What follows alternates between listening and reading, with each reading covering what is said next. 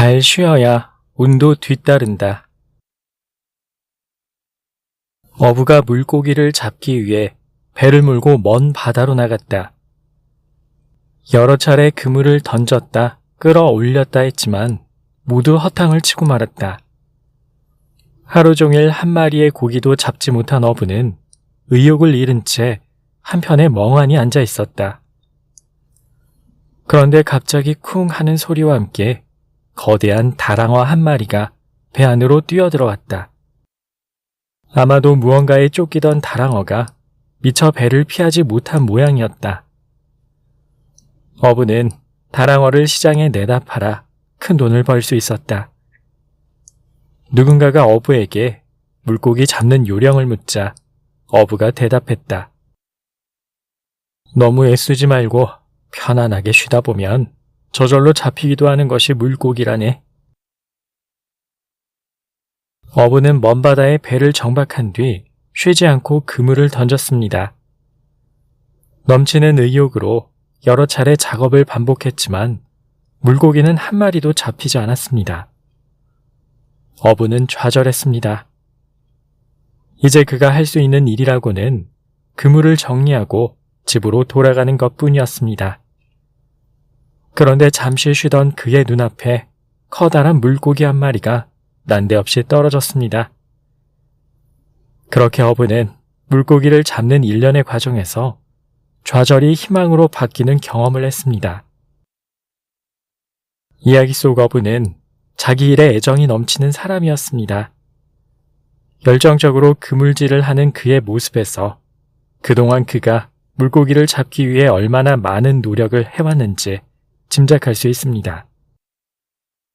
물고기가 다니는 길목을 살피고 알맞은 크기의 그물을 마련하고 날씨를 고려해서 출항일을 정하는 등 어부로서 최선을 다합니다. 그 노력은 어부가 지치지 않고 일할 수 있는 열정의 불씨가 되었습니다. 하지만 어떤 일을 할 때 열심히 매달리는 것 못지않게 중요한 것이 있습니다. 바로 열심히 쉬는 것입니다. 배 안으로 다랑어가 날아든 순간은 아이러니하게도 어부가 모든 힘을 빼고 쉬고 있을 때였습니다. 만약 적에게 쫓기던 다랑어가 부산스럽게 움직이는 어부를 봤다면 일찌감치 방향을 틀어 배를 피했을 겁니다. 매달리기만 해서는 불현듯 찾아오는 행운을 손에 쥘 수 없습니다. 어쩌면 그 쉼에 찾아든 운이라는 것은 복잡한 생각을 갈무리하는 과정에서 얻게 되는 선물인지도 모릅니다. 그러니 잘 쉬는 사람에게 찾아오는 운은 스스로 불러들인 복인 것입니다. 뇌과학에서 쉴 때의 뇌는 디폴트 모드 네트워크가 활성화된다고 이야기합니다. 이는 서로 다른 뇌의 영역을 연결하며 기존에 가지고 있던 정보와 새롭게 획득한 정보를 결합하는 역할을 합니다.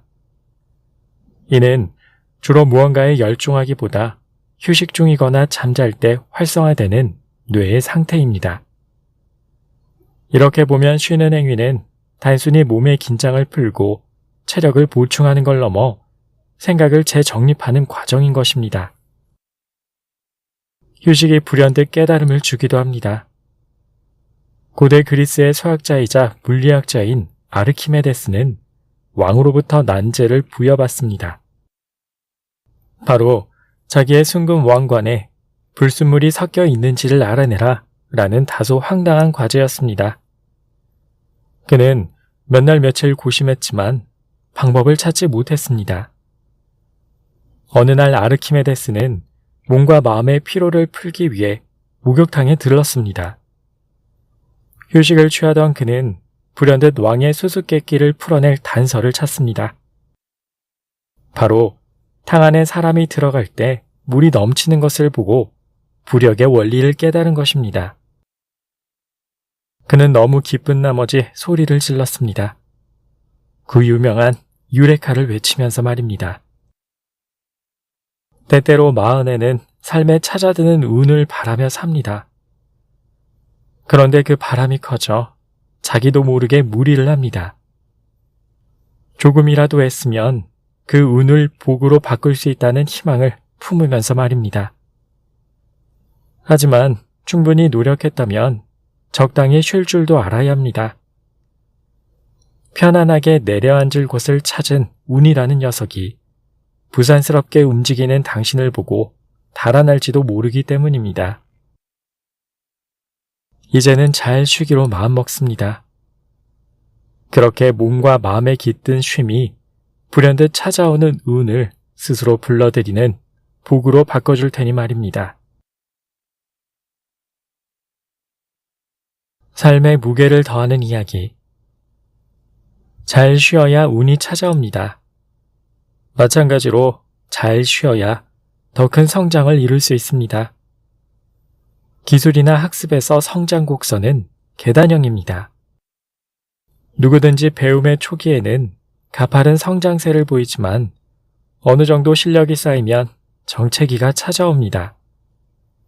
소위 슬럼프라고 불리는 이 구간을 어떻게 극복하는지에 따라 성장 곡선이 달라집니다.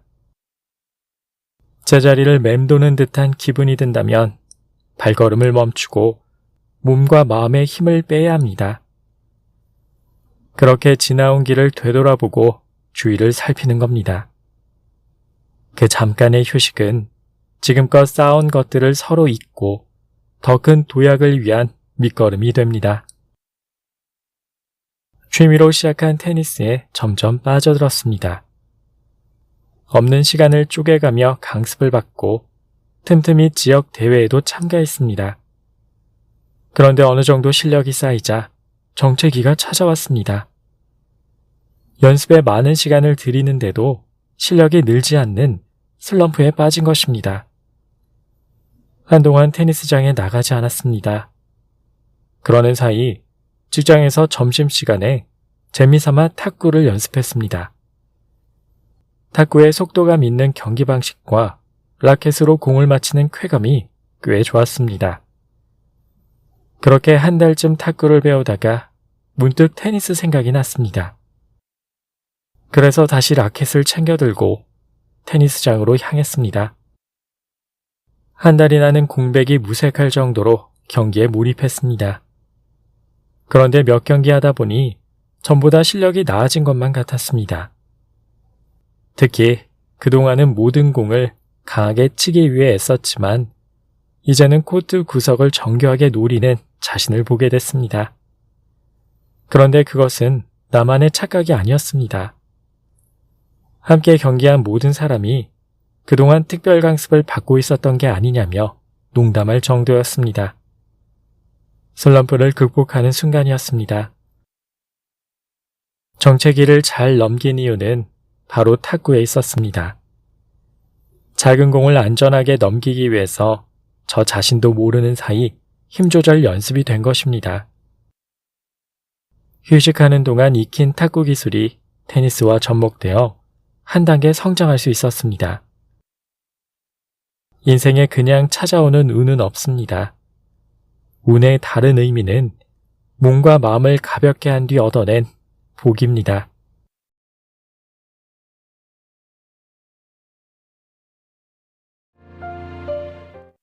잘 쉬어야 운도 뒤따른다. 어부가 물고기를 잡기 위해 배를 몰고 먼 바다로 나갔다. 여러 차례 그물을 던졌다 끌어올렸다 했지만 모두 허탕을 치고 말았다. 하루 종일 한 마리의 고기도 잡지 못한 어부는 의욕을 잃은 채 한편에 멍하니 앉아 있었다. 그런데 갑자기 쿵 하는 소리와 함께 거대한 다랑어 한 마리가 배 안으로 뛰어들어왔다. 아마도 무언가에 쫓기던 다랑어가 미처 배를 피하지 못한 모양이었다. 어부는 다랑어를 시장에 내다 팔아 큰 돈을 벌 수 있었다. 누군가가 어부에게 물고기 잡는 요령을 묻자 어부가 대답했다. 너무 애쓰지 말고 편안하게 쉬다 보면 저절로 잡히기도 하는 것이 물고기라네. 어부는 먼 바다에 배를 정박한 뒤 쉬지 않고 그물을 던졌습니다. 넘치는 의욕으로 여러 차례 작업을 반복했지만 물고기는 한 마리도 잡히지 않았습니다. 어부는 좌절했습니다.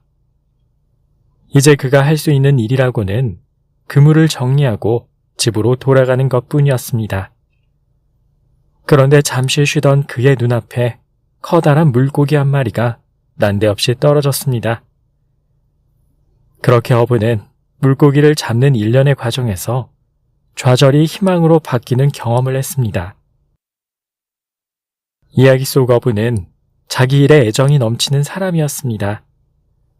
열정적으로 그물질을 하는 그의 모습에서 그동안 그가 물고기를 잡기 위해 얼마나 많은 노력을 해왔는지 짐작할 수 있습니다. 물고기가 다니는 길목을 살피고 알맞은 크기의 그물을 마련하고 날씨를 고려해서 출항일을 정하는 등 어부로서 최선을 다합니다. 그 노력은 어부가 지치지 않고 일할 수 있는 열정의 불씨가 되었습니다. 하지만 어떤 일을 할 때 열심히 매달리는 것 못지않게 중요한 것이 있습니다. 바로 열심히 쉬는 것입니다. 배 안으로 다랑어가 날아든 순간은 아이러니하게도 어부가 모든 힘을 빼고 쉬고 있을 때였습니다. 만약 적에게 쫓기던 다랑어가 부산스럽게 움직이는 어부를 봤다면 일찌감치 방향을 틀어 배를 피했을 겁니다. 매달리기만 해서는 불현듯 찾아오는 행운을 손에 쥘 수 없습니다. 어쩌면 그 쉼에 찾아든 운이라는 것은 복잡한 생각을 갈무리하는 과정에서 얻게 되는 선물인지도 모릅니다. 그러니 잘 쉬는 사람에게 찾아오는 운은 스스로 불러들인 복인 것입니다. 뇌과학에서 쉴 때의 뇌는 디폴트 모드 네트워크가 활성화된다고 이야기합니다. 이는 서로 다른 뇌의 영역을 연결하며 기존에 가지고 있던 정보와 새롭게 획득한 정보를 결합하는 역할을 합니다. 이는 주로 무언가에 열중하기보다 휴식 중이거나 잠잘 때 활성화되는 뇌의 상태입니다. 이렇게 보면 쉬는 행위는 단순히 몸의 긴장을 풀고 체력을 보충하는 걸 넘어 생각을 재정립하는 과정인 것입니다. 휴식이 불현듯 깨달음을 주기도 합니다. 고대 그리스의 수학자이자 물리학자인 아르키메데스는 왕으로부터 난제를 부여받습니다.